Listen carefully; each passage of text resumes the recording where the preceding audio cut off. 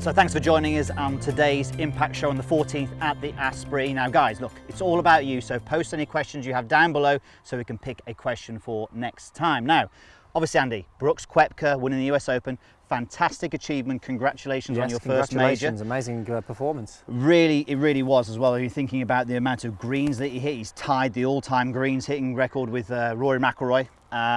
And he's hitting the golf ball well over 300 yards. So when you're hitting the golf ball well over 300 yards and hitting straight as well, and hitting T4 he was on fairways hit, so 49 out of 56 fairways hit over 300 yards, you're obviously going to have a very high greens in regulation percentage. So his all-round game was amazing, and obviously his putting backed that up nicely as well. So I think, you know, we were actually at the US Open. We got to see Brooks quite closely, and he's an animal, isn't he? He's a proper athlete. He looks like an Olympic athlete. Yeah. He does, doesn't he? Look like a fighter, you said actually when you saw him. But then, we're seeing on the morning of the event as well, Joey D, his personal trainer, and DJ's personal trainer, he was posting pictures of him in the gym, lifting heavy weights on the morning of the final round. Amazing, really. So it just shows you that the golf is really moving in this direction. So what we wanted to do today was actually highlight his golf swing and not get you to copy it, but actually just show you some things that you could learn from it and maybe understand a little bit of what he does.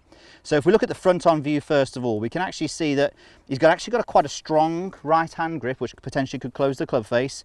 But what really stands out for us, Andy, is how little hip rotation he gets in his backswing. So he gets an amazing wind up, he puts pressure into that trail side, gets a really good wind up, and obviously we know on the downswing there's loads and loads of power as he goes through. As he strikes the golf ball though, we can see the shaft being leant forward, and we can see that left arm is buckling a little bit. We'll come to the reason why that happens in a moment, but you know, there's obviously tons of power. And then when we go down the line, we can see that this club face, as he goes back as a result of his takeaway and also as a result of the grip, is in quite a closed position. So club face pointing down pretty much towards the golf ball there, club on the way back, very high arms to the top of the backswing, a very big trait of a very similar trait to what the long drive hitters get when they're in the events. And then from there, obviously lots of power and unwinding on the way down. Club face is quite strong, and we just know that this golf ball is going to go miles when he hits it. This ball here, he hits here, carries 297. We're lucky to have the TrackMan data, 178 mile per hour ball speed.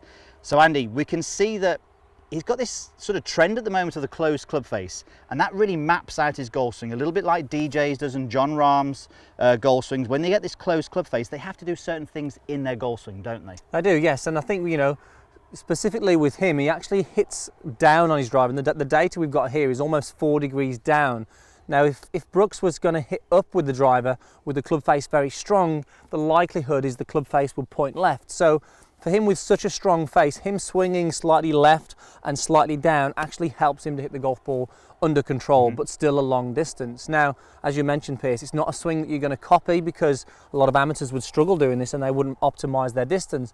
But there's a certain couple of things in his golf swing that you could copy that could definitely help you become a slightly better driver. And it is interesting you say that, Andy. We're telling everybody watching our videos to hit up on the ball, to maximize distance with the driver. So Brooks isn't trying to maximize distance. He is trying to get control, which obviously he's got. And when you're well over 300 yards anyway, it's okay. So yeah, I mean, if he could get hit up on the golf ball 3.7, he could probably hit the golf ball a lot further. And he would have to if he was in a long drive tournament. A long way left as well. But he wants to win US Opens, not win long drive tournaments. So Andy, you mentioned there's a couple of things that we can look at, especially in how he starts the golf swing, that the viewers can actually take out of this. So just want to start on that for us. Yeah, so 2 things really. One that's going to help him get power, okay, and 2 that's going to help him really get some consistency with the face as well. So quite opposite to what we see a lot of the amateur golfers do. So let's take a look at first at this move away in his golf swing, and the move away really is the key with his driver that you can take from this. So good setup here, but what we're going to notice is as Brooks moves away, what he does very, very good is he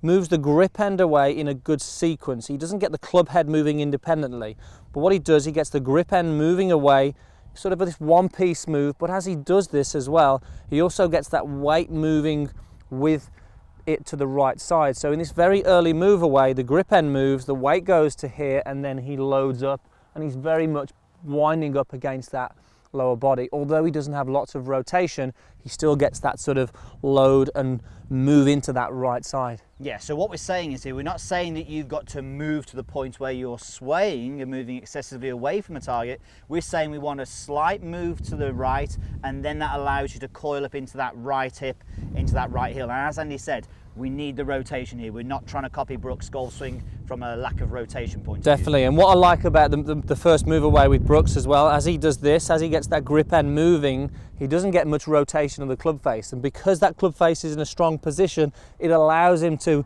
sequence and use that lower body to really get the power. So two things that works well with this: club face stays pretty neutral and strong, but also getting that weight moving to that right side really enables him to load and use the ground in the downswing. Yeah, and I suppose the only danger with this is if you take it too literal, that you don't rotate the pelvis in your backswing and you get the club going too much up on the way back, you could limit your rotation. So we're saying we want you to rotate, but getting this move away good, this one-piece move away is really good, and setting the load into the trail side is really good for getting a lot out of your golf shots, not just from a power point of view, but actually from an accuracy point of Yeah, view. from the sequence side of things as well, getting the grip end moving away, loading the right leg, it's definitely going to be a good one to copy, that is. Okay, so this actual image we've got here of Brooks is from last season, I think, and he carried it 297. He had 121 mile per hour club head speed. Yep. I think he's got a little bit higher now, and 178 mile per hour ball speed. Okay. My challenge to you is beat that. Okay, right, so I'm not, do I get one go or a couple of goes, Piers? Like, I think. Right, okay, so bear in mind I'm not actually warmed up yet, I haven't hit really too many shots. He's already hit 50 off camera, don't worry. But all I'm going to do here is just see if I can get that grip end moving away, really feel that the weight shifts with it as I do so. Let's see if I can get close to it, Piers. I don't know whether I can. I'm going to give you 2 goes Okay, at this. I'm really going to just focus on that move away there, Okay. keeping that grip end moving and getting that weight moving.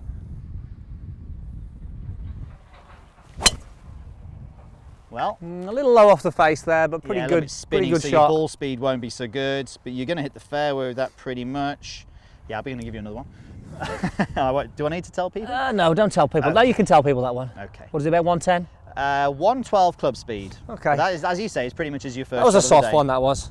That was your warmer, yeah? Right, I'm going to step on this one a little bit now. That was just the feeler. This one's going to get up to maybe 115, 116. Yeah, you're normally about 116, aren't you? Okay, here we go. Let's see if I can get the good quality though movement. That's the key. The better hit, but then it's got a little bit A little bit left. You got your 115 speed, club speed. You got 169 ball speed, but yeah, you were a little bit left. So it's amazing. Yeah, obviously, Andy needs to warm up there, but I really like the move away that you did there. That sort of that combined sort of one-piece move away, and then just that simple bump, and then load into that trail side. Definitely going to help you guys. Hope you enjoyed that. Post any comments down below. Post those comments down below.